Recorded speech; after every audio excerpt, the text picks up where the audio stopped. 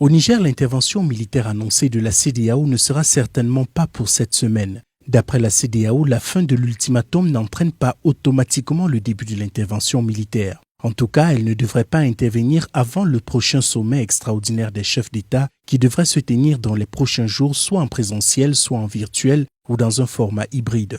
D'ici là, la CEDEAO indique privilégier la voie du dialogue et que les tractations se poursuivront jusqu'à la dernière seconde. Dans ce sillage, une nouvelle délégation de la CEDEAO devrait être envoyée à Niamey après l'échec de la première délégation qui n'avait pu rencontrer ni le président déchu Mohamed Bazoum, ni le général Tiani, nouvel homme fort du pays. On annonce également la venue probable à Niamey d'une délégation américaine qui devrait également plaider en faveur du retour aux affaires du président Mohamed Bazoum.